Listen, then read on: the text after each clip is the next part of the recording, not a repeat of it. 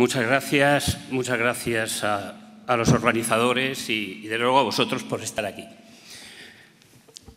Veréis, se ha corrido la voz de que en los últimos años, en los últimos 2 o 3 años, pues se está produciendo una deriva autoritaria del derecho penal. Yo creo que esto no es cierto. No es cierto en el sentido de que esa deriva autoritaria viene de bastante más atrás. Alcanzamos el cénit, quizás, del reconocimiento de un sistema penal garantista y con un sistema de sanciones moderno, etcétera, con el Código Penal de 1995. Pero a partir de ahí, casi a partir de ahí, todo lo que nos ha venido después, en sus líneas esenciales, por supuesto que también hay alguna nota positiva, claro está. En sus líneas esenciales ha sido un continuo retroceso. Quizás el primer momento más fuerte después de ese Código Penal del 95 fue en el año 2003, cuando el Partido Socialista y el Partido Popular se ponen de acuerdo y dictan 2 leyes orgánicas, la 7 y 11 de 2003, que supuso contradecir frontalmente todo el sistema de sanciones del año 95 y llevarlo a un endurecimiento por arriba, en los máximos de las penas, lo aumentaron un 30% los máximos, y reducción por abajo para que se pudiera entrar a cumplir penas privativas de libertad hasta de 3 meses. Y por en medio, entre ese límite máximo y mínimo, bastantes cositas que endurecían el sistema penal.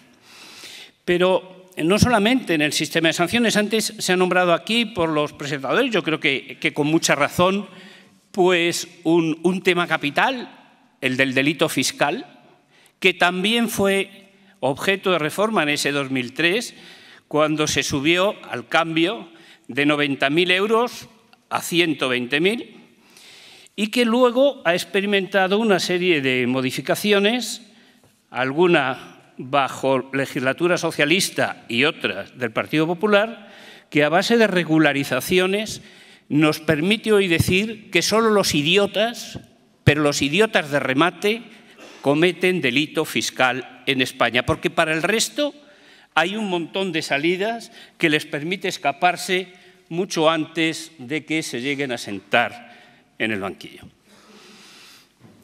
Pero es que además hay otro dato que ha anunciado el compañero que iba a entrar, lo ha dicho al principio, que me parece quizás, obviamente no le ha dado tiempo, pero que quizás me parece el dato más relevante de la deriva autoritaria del derecho penal.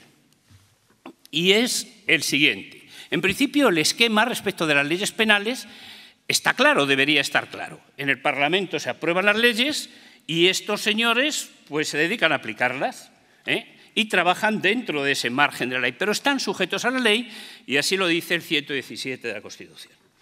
Sin embargo, bien pronto, en el año 2000, con la Ley de Enjuiciamiento Civil, improviso un poco porque me ha venido la idea a raíz de lo que tú dices, con la Ley de Enjuiciamiento Civil, creo que el artículo 497, pues ya se da un cierto estado a la jurisprudencia del Tribunal Supremo que incluso formalmente, en determinados supuestos, se ordena la publicación en el Boletín Oficial del Estado. Pero en el año 2006, es decir, bajo legislatura socialista, se presenta un proyecto de ley en Cortes que modifica el artículo 5 de la Ley Orgánica del Poder Judicial y mediante esa propuesta de reforma se dice que la jurisprudencia del Tribunal Supremo vinculará a jueces y tribunales. Es decir, se hace lo mismo, el paralelo, a la jurisprudencia del Tribunal Constitucional. Esto en el 2006. En el Código Procesal, en el no nato Código Procesal, hace un par de años, vuelve la burra al carro y se vuelve a decir que los jueces y tribunales quedarán vinculados a la jurisprudencia del Tribunal Supremo, bueno, con una determinada configuración. Y ahora, efectivamente, que supongo que es a lo que se refería el compañero, en los artículos 31 y siguientes del anteproyecto de Ley Orgánica del Poder Judicial, que todavía está ahí, nadie ha dicho que se retire, se establece también esa vinculación, también con publicaciones en el Boletín Oficial del Estado, subrayo el Boletín Oficial del Estado, porque esto es dar un empaque formal a eso que se está diciendo. Todo esto contradice el 117 de la Constitución, pero todo esto contradice sobre todo algo mucho más importante. Las leyes se van a dictar no solamente en el Parlamento, sino en las salas del Tribunal Supremo. Claro, se me puede decir alguien, hombre, ¿no es la ley entera? Bueno, sí, mire usted, pero en esta materia la interpretación, los giros valorativos, todo eso lo va a poner las salas del Tribunal Supremo. Y no hace falta decir cuál es el sesgo ideológico mayoritario en el Tribunal Supremo. No hace falta decirlo. De la misma forma que en el Tribunal Constitucional. Y por eso todos estamos especulando, antes lo charlaba también un momento con el compañero, todos estamos especulando sobre qué va a decir la sentencia del Tribunal Constitucional en el tema del aborto, con ese magistrado que hay de ponente. Ya nos lo suponemos todo y por eso también, muy frecuentemente, los periódicos se arrojan a la adivinación para tratar de adelantar cuál va a ser el contenido de esta o de aquella sentencia, teniendo en cuenta la tendencia ideológica de los magistrados que forman sala. Y esto es así. Y esto es así. Y esto significa un paso atrás terrible, porque esto va a ser el canon con el cual se van a juzgar, se van a valorar conductas referidas, y por lo que estamos hablando aquí, a manifestaciones, a huelgas, a desórdenes públicos, a lo que se ha venido denominando los delitos contra el orden público. Y esto supone un paso atrás de la modernidad. Siempre se dijo que la modernidad ha consistido en la sustitución de la subordinación al hombre por la subordinación a la norma. Pero con pasos como este, estableciendo jurisprudencia vinculante, vamos a volver atrás. Y cuidado, que cuando se dice que se estará vinculado a la jurisprudencia del Tribunal Supremo, eso va a significar que la separación de esa jurisprudencia, si no es con los trámites que se ha planteado en un sistema complejísimo en el artículo 32 de la Ley Orgánica del Poder Judicial, eso va a significar que ese juez se podría situar en una posición de prevaricación judicial. Por lo tanto, la gente, obviamente, a la hora de hacer el progres, se atará los machos y empezará a pensar lo que le puede caer encima y la pérdida de la carrera o la separación de las mismas, que puede ser, como saben, por un montón de años. Entonces, con esto les quiero decir, oigan, cuidado, que lo del giro autoritario viene de atrás. Posiblemente en alguno de esos giros, cuando ha acompañado el Partido Socialista, pues lo ha hecho por desconocimiento, por estulticia, por ignorancia, por ponernos en el mejor de los casos. Pero es que además hemos tenido durante estos años, estos últimos 10 o 15 años, una prueba de lo que puede ocurrir en eso. Y ha sido los llamados plenos no jurisdiccionales. Estos eran, reuniones, los que nos importan son los del Tribunal Supremo, en los cuales los magistrados de la sala se reunían y decían, esta es la interpretación que se tiene que dar o esta es la forma de solucionar el problema de que se trate. Plenos y decisiones, puntos de vista que en un determinado momento se les ha querido dar carta de naturaleza. Y hubo un pleno en el año 2006, insisto mucho en lo de las fechas, naturalmente el 18 de julio, no podía ser de otra manera, en el cual se dijo que esos acuerdos eran vinculantes para los jueces y tribunales. Afortunadamente en ese momento no se les hizo caso y se fumaron una pipa los jueces y tribunales con ese acuerdo del pleno de la Sala Segunda del Tribunal Supremo. Y por eso, seguramente, ahora se quiere amarrar mejor, modificando la Ley Orgánica del Poder Judicial o el Código Procesal. Entonces, ese es uno de los puntos que afecta además a la columna vertebral del Estado democrático. Segunda cuestión a la que me quiero referir. Hombre, es evidente que hay un empeño Hay un empeño claro por ahogar todo atisbo de participación ciudadana en la resolución de los problemas. Eso viene de atrás, eso viene de la Constitución.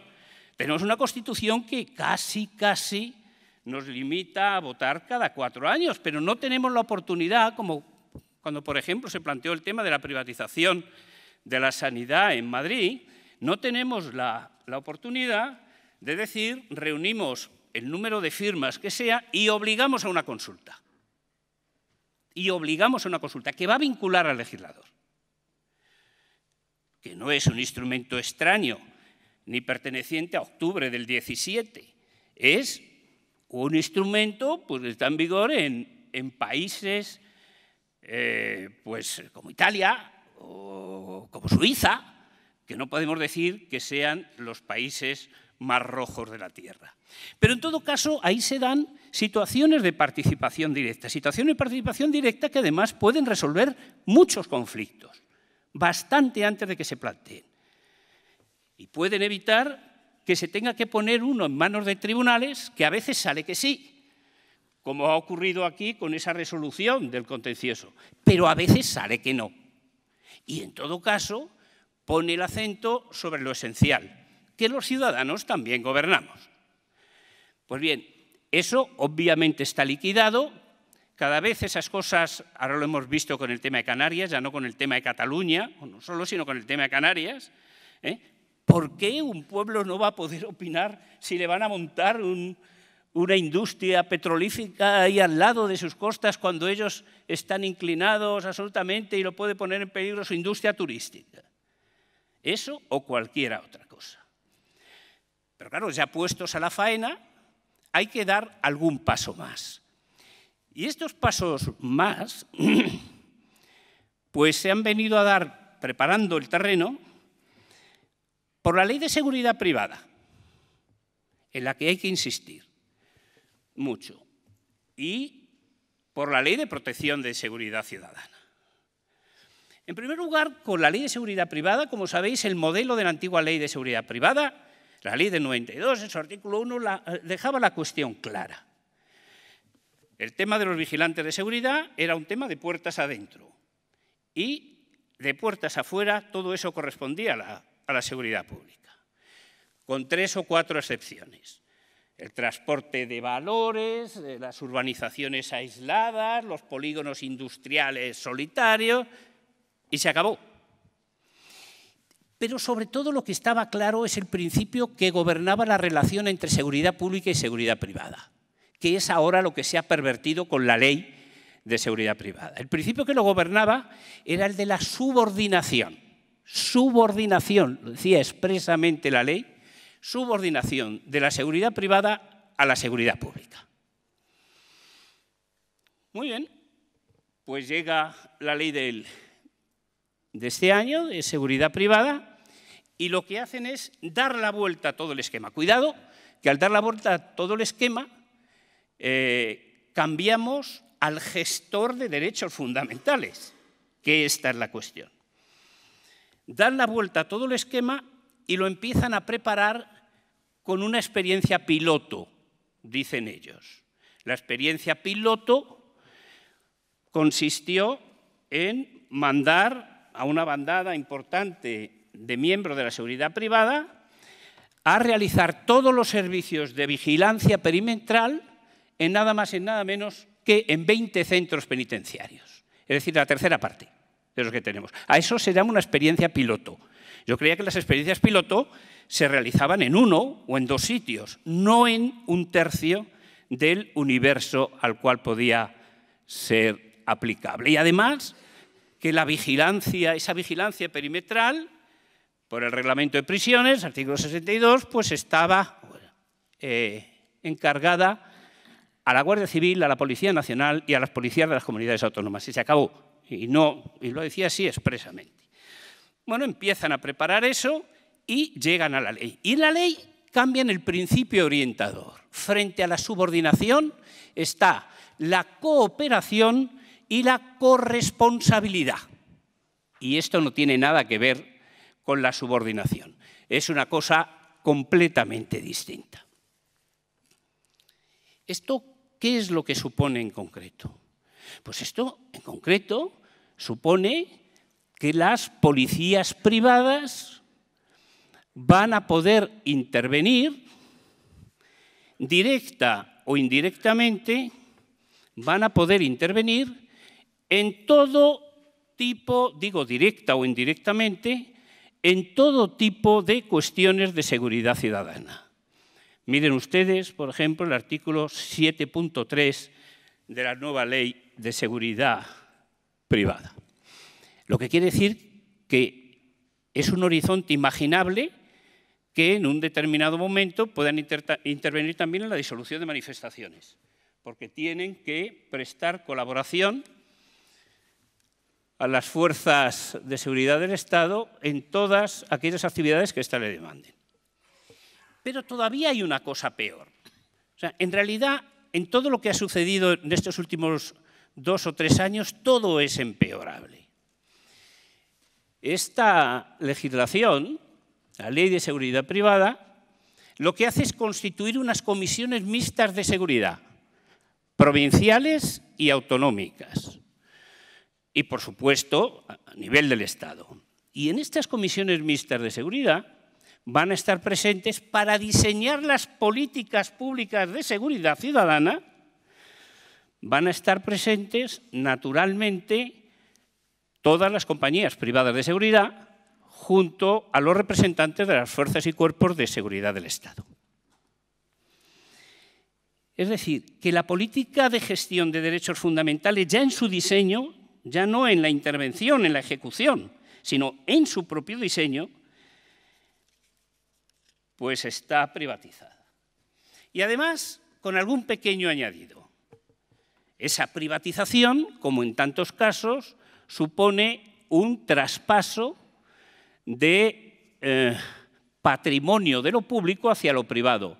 En concreto, las fuerzas de seguridad del Estado pasarán a las compañías privadas de seguridad precisamente lo que cuesta más adquirir, los informes de inteligencia, las tareas de inteligencia y todos aquellos datos con las reservas necesarias, todo esto siempre con las reservas necesarias, todos aquellos datos incluidos personales que vinieran al caso y siempre con una cláusula que lo justifica todo, siempre y cuando eso estuviera justificado para la persecución de los delitos y la no sé qué y no sé cuántos. Pero todo se puede justificar por ahí. Naturalmente que todo se puede justificar por ahí.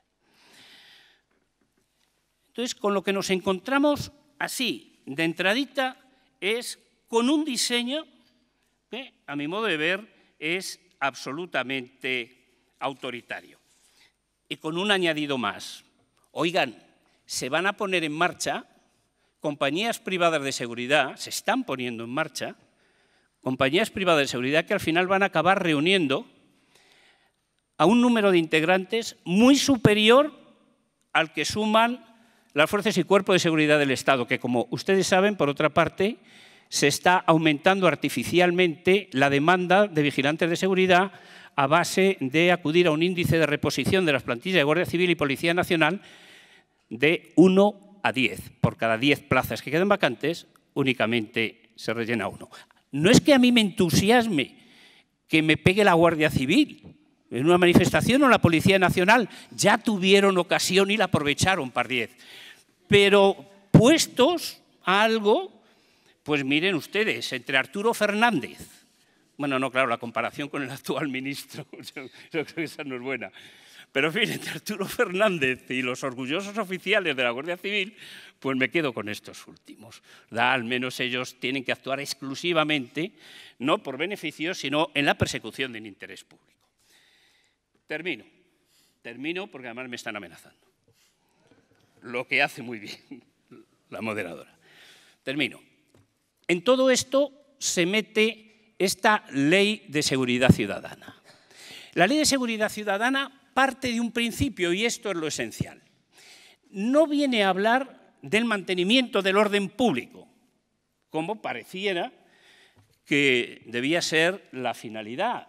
Un concepto de orden público que no es el concepto de que no haya lío, sino es el de mantenimiento de condiciones esenciales para el libre desarrollo de la vida ciudadana, sino que lo sustituyen por un concepto de tranquilidad y de paz pública. Es decir, lo importante es que las calles estén limpias, que la gente no se acumule en las calles, que no haya follones. Este es el mensaje.